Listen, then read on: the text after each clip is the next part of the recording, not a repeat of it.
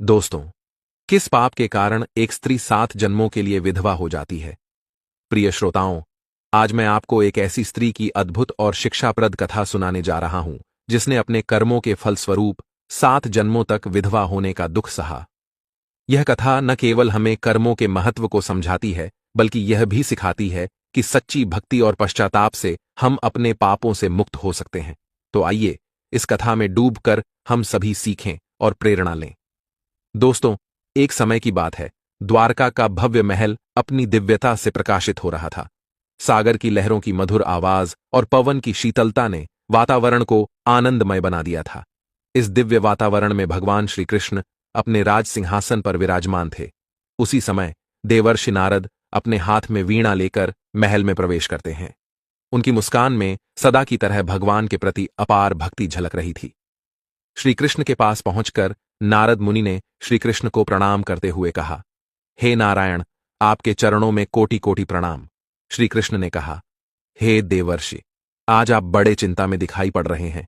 कहिए, आपकी चिंता का क्या रहस्य है? यदि मैं आपकी चिंता दूर करने में कोई सहायता कर सकता हूं तो अवश्य बताइए। देवर्षि कहते हैं, हे प्रभु, आप तो अंतर्यामी हैं और सब कुछ जानते हैं। फिर भी अगर आप मेरे ही मुख से मेरी चिंता का कारण जानना चाहते हैं, तो आपका यह दास आपको संपूर्ण वृतांत सुनाएगा। हे प्रभु, आज मैंने एक बड़ा ही विचित्र दृश्य देखा है। आज मैं जब पृथ्वी लोक का भ्रमण कर रहा था, तो मैंने देखा कि एक स्त्री वृक्ष के नीचे विलाप कर रही थी। वह बेचारी जवानी में विधवा हो गई थी। एक सर्प के काटने से उसके पति की मृत्यु हो चुकी थी और यम के दूत उसके पति की आत्मा को यमपुरी ले जा रहे थे। तब मैंने उन यमदूतों से कहा, हे यमदूतों, क्यों इस बेचारी स्त्री को जवानी में विधवा कर रहे हो? फिर यमदूतों ने मुझसे कहा, हे देवर्षि, हम तो यमराज की आज्ञा का पालन कर रहे हैं। यह जो स्त्री है, इसके भाग्य में विधवा होना ही लिखा है। इसीलिए इसका विवाह कम आयु वाले पुरुष के साथ हुआ था, और इसके लिए यह स्त्री स्वयं ही कारणीभूत है। इस स्त्री ने जो पाप किए हैं, उसी का दंड यह भुगत रही है। इस स्त्री को 7 जन्मों तक विधवा होने का दंड मिला है। यमदूतों के मुख से यह बात सुनकर मुझे बड़ा आश्चर्य हुआ। उस स्त्री ने ऐसा कौन सा पाप किया था, जिस कारण से उसे जवानी में ही विधवा होना पड़ा? यह जानने की मेरे मन में जिज्ञासा हुई। इसीलिए प्रभु, मैं आपके पास आया हूं। हे प्रभु, अब आप ही मुझे बताइए कि वह कौन सा पाप है जिसे करने पर स्त्री को 7 जन्मों के लिए विधवा होना पड़ता है। श्री कृष्ण ने मुस्कुराते हुए उत्तर दिया, हे देवर्षि, आपने ठीक ही किया जो यहां पर चले आए। आपके प्रश्न के माध्यम से समस्त संसार को यह ज्ञान भी प्राप्त हो जाएगा और आपकी शंका भी दूर हो जाएगी। किंतु मैं आपको उस पाप के विषय में बताने से पूर्व एक प्राचीन कथा सुनाता हूं। इस कथा का श्रवण करने पर आपको आपके सभी प्रश्नों के उत्तर मिल जाएंगे। जो भी स्त्री इस कथा का श्रवण करती है, उसके सभी पाप नष्ट हो जाते हैं और वह जवानी में विधवा नहीं बनती है। इसीलिए देवर्षि, आप इस कथा को सुनकर इसका प्रचार अवश्य कीजिए, ताकि संसार की समस्त स्त्रियां इसका लाभ उठा सके। देवर्षि कहते हैं, हे प्रभु, आपके मुख से कथा सुनना तो बड़े सौभाग्य की बात है। मैं अवश्य इस कथा को ध्यान से सुनूंगा और इसका तीनों लोकों में प्रचार करूंगा। श्री कृष्ण ने नारद की जिज्ञासा को देखकर कहा, हे नारद, यह कथा एक स्त्री की है, जिसने अपने पापों के कारण 7 जन्मों तक विधवा होने का दुख भोगा। यह कथा तुम्हें यह सिखाएगी कि कैसे हमारे कर्म हमारे भविष्य को प्रभावित करते हैं। इसीलिए इसे ध्यानपूर्वक सुनो। पूर्वकाल की बात है। शिवपुर नामक नगर में एक धनवान सेठ गोविंद दास रहते थे। उनकी पत्नी सुहासिनी, जो अत्यंत दयालु, धर्मपरायण और भगवान शिव की अनन्य भक्त थी, उसका जीवन पूजा, दान और धर्म के कार्यों में समर्पित था। सुहासिनी अपने पति के साथ सुखी जीवन बिता रही थी। उनके पास अपार संपत्ति थी, लेकिन उनके जीवन का सबसे बड़ा सुख उनका आपसी प्रेम और धर्म के प्रति निष्ठा थी। एक दिन गोविंद दास व्यापार के सिलसिले में समुद्री यात्रा पर गए।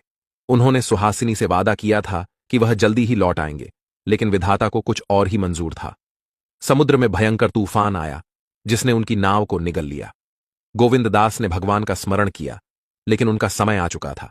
उनकी नाव डूब गई और उनके साथ सभी व्यापारियों की भी मृत्यु हो गई। सुहासिनी को जब यह दुखद समाचार मिला, तो उसका जीवन शोक में डूब गया।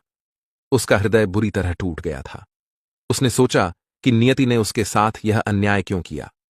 फिर उसने अपनी सारी संपत्ति भगवान शिव को समर्पित करने का निर्णय लिया और शिवपुर के मंदिर के पुजारी के पास जाकर कहा, हे पुजारी जी, मैंने जीवन भर धर्म का पालन किया, लेकिन अब मेरा जीवन शोक में डूब गया है। कृपया इस संपत्ति को भगवान शिव के चरणों में अर्पण करें और इसे धर्म के कार्यों में उपयोग करें। पुजारी ने सुहासिनी की व्यथा को समझते हुए कहा, मां, आपका यह निर्णय असीम पुण्य का कार्य है। भगवान शिव आपके दुख को हरेंगे और आपको शांति प्रदान करेंगे। लेकिन इस दान के बाद भी सुहासिनी को शांति नहीं मिली। उसके मन में यह प्रश्न था कि उसने ऐसा कौन सा पाप किया था जो उसे इस दुख का सामना करना पड़ रहा था। तभी उसने सुना कि महान ऋषि भार्गव, जो दिव्य ज्ञान और योग बल के धनी थे, वे पास के वन में तपस्या कर रहे हैं। फिर उसने निश्चय किया कि वह उनसे मिलकर अपने दुख का कारण पूछेगी। इतना सोचकर वह ऋषि के आश्रम की ओर निकल पड़ी। सुहासिनी ने ऋषि भार्गव के आश्रम में जाकर उनके चरणों में प्रणाम किया और अपनी पीड़ा प्रकट की। उसकी आंखों में आंसू थे और उसका हृदय पीड़ा से भरा हुआ था। सुहासिनी ने ऋषि भार्गव से कहा, हे ऋषिवर, मैंने जीवन में कोई पाप नहीं किया, सदैव धर्म का पालन किया और भगवान शिव की भक्ति में जीवन बिताया। फिर भी मेरे पति की इतनी जल्दी मृत्यु हो गई। अभी तो मुझे संतान भी नहीं हुई और मेरे पति मुझे छोड़कर परलोक चले गए हैं। आखिर किस पाप के कारण मुझे विधवा होना पड़ा है? कृपया मुझे बताइए कि मेरे साथ ऐसा क्यों हुआ। ऋषि भार्गव ने उसकी बात ध्यान से सुनी और कहा, हे पुत्री, मनुष्य के साथ जो कुछ भी होता है वह उसके भाग्य के अनुसार ही होता है। उसके भाग्य में जो लिखा होता है वही होता है, उसे कोई बदल नहीं सकता। किंतु तुमने पूछा है, इसीलिए मैं तुम्हारे पूर्व जन्मों के रहस्यों के बारे में जानकर तुम्हें बताता हूं। मैं योग बल की शक्ति से तुम्हारे पूर्व जन्मों का इतिहास जानने का प्रयास करता हूं। फिर ऋषि भार्गव ने अपनी आंखें बंद कीं और ध्यानस्थ होकर सुहासिनी के पूर्व जन्मों को देखने लगे। कुछ समय बाद उन्होंने अपनी आंखें खोलीं और बोले, हे पुत्री, तुम्हारे पिछले जन्मों में कुछ ऐसे पाप थे जिनके कारण तुम्हें इस जीवन में यह दुख भोगना पड़ा। मैं तुम्हें उन सभी जन्मों की कथा सुनाता हूं, जिससे तुम्हें अपने वर्तमान दुख का कारण समझ में आएगा। तब सुहासिनी बोली, हे मुनिवर, कृपया मुझे मेरे पूर्व जन्मों की कथा अवश्य सुनाइए। मैं यह जानने के लिए उत्सुक हूं। फिर ऋषि भार्गव कहते हैं, हे पुत्री, तुम्हारा पहला जन्म शुचिनगर नामक नगर में हुआ था। उस समय तुम्हारा नाम उत्तरा था और तुम एक विद्वान ब्राह्मण परिवार में जन्मी थी। तुमने धर्मपतिक नामक ब्राह्मण से विवाह किया था, जो वेदों के ज्ञाता और धर्म के प्रति अडिग थे। तुम्हारा जीवन सुखमय था और तुमने अपने पति के साथ मिलकर धर्म के अनेक कार्य किए। लेकिन एक दिन धर्मपतिक वन से सामग्री लाने के लिए गए, तभी उस वन में आकाश से बिजली गिरने के कारण आग लग गई। तब वे उस वन में लगी हुई अग्नि में गिर गए और उनकी मृत्यु हो गई। तुमने इस जीवन में भी धर्म का पालन किया और विधवा होकर भगवान की सेवा में लीन हो गई। ऋषि भार्गव कहते हैं, हे पुत्री, अब तुम्हारे दूसरे जन्म की कथा सुनो। दूसरे जन्म में तुमने वैशाली नामक नगर में जन्म लिया। तुम्हारा नाम मंदाकिनी था और तुमने वाणिज्यक नामक एक धनी व्यापारी से विवाह किया। वाणिज्यक ने व्यापार में अपार सफलता पाई, लेकिन धन के लोभ में वह सदैव व्यापार के सिलसिले में यात्रा पर रहता था। एक दिन व्यापार के लिए समुद्र पार जाते समय वाणिज्यक ने मंदाकिनी से कहा, प्रिय मंदाकिनी, मैं यह व्यापार यात्रा संपन्न करके शीघ्र ही लौट आऊंगा और फिर हम दोनों सुखपूर्वक जीवन बिताएंगे। मंदाकिनी ने उसे विदा करते हुए कहा, स्वामी, मैं आपकी कुशलता के लिए भगवान से प्रार्थना करती हूँ, आप जल्दी लौट आएं। लेकिन फिर उसकी नाव सागर में भयंकर तूफान में फंस गई और वह वहीं मारा गया। तुमने इस जीवन में भी धर्म का पालन किया और विधवा रहकर भगवान की भक्ति की। ऋषि भार्गव ने कहा, हे पुत्री, अब तुम्हारे तीसरे जन्म के बारे में सुनो। तीसरे जन्म में तुमने वाराणसी में कौमुदी नामक एक ब्राह्मण कन्या के रूप में जन्म लिया। तुम्हारा विवाह सोमाश्रय नामक यज्ञकर्ता ब्राह्मण से हुआ, जो वेदों के गहरे ज्ञाता और अग्निहोत्र के विशेषज्ञ थे। तुम्हारा जीवन सुखमय था, लेकिन एक दिन यज्ञ के दौरान सोमाश्रय को अचानक हृदयाघात हुआ और उनकी मृत्यु हो गई। मृत्यु से पूर्व सोमाश्रय ने अंतिम समय में कौमुदी से कहा, प्रिय कौमुदी, मैं जानता हूं कि मेरा समय आ गया है, लेकिन तुम्हें धैर्य रखना चाहिए और धर्म के मार्ग पर चलते रहना चाहिए। कौमुदी ने रोते हुए कहा, स्वामी, मैं आपके बिना यह जीवन कैसे जीऊंगी, लेकिन मैं आपके निर्देशों का पालन करूंगी और धर्म का मार्ग नहीं छोड़ूंगी। ऋषि भार्गव कहते हैं, हे पुत्री, इस प्रकार से तुमने इस जीवन में भी धर्म का पालन किया और विधवा होकर भगवान की सेवा में लीन हो गई। ऋषि भार्गव ने कहा, हे पुत्री, अब तुम्हारे चौथे जन्म के बारे में सुनो।